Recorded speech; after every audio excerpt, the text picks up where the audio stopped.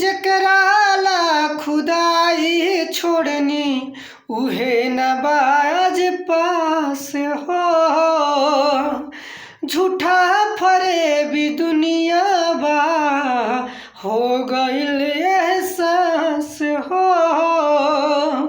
जकराला खुदाई छोड़नी उहे न बाज पास हो।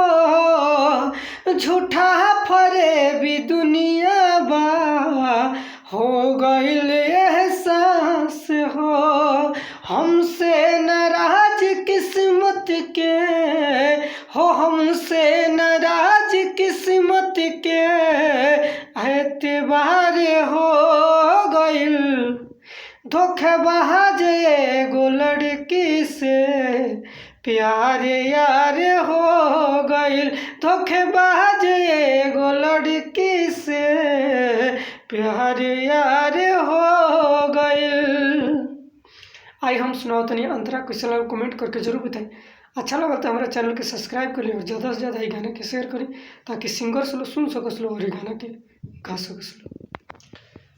टूट गइल सजावल सपना बिखरल बानी आज हो। पता चलल सच्चाई के तो खुल गइल सब राज हो। टूट गइल सजावल सपना बिखरल बानी आज हो। पता चलल सच्चाई के तो खुल गइल सब राज हो।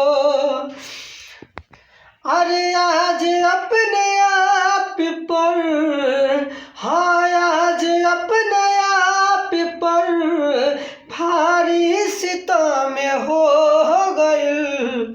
धोखाबाज एगो लड़की से प्यार यार हो गइल। धोखेबाज एगो लड़की से प्यार यार हो गइल। जकराला खुदाई छोड़नी उहे न बाज पास हो। झूठा फरेबी दुनिया बा हो गइल एहसास हो। जकराला खुदाई छोड़नी उहे न बाज पास हो। झूठा फरेबी दुनिया बा हो गइल एहसास हो। हमसे नाराज किस्मत के हो, हमसे नाराज किस्मत के एतबार हो गइल। बेवफा एगो लड़की से प्यार यार हो गइल। धोखेबाज एगो लड़की से प्यार यार हो गइल। हो सके तो हमारे चैनल के सब्सक्राइब कर ली और कमेंट करके ज़रूर बताएं गाना कैसा लगा।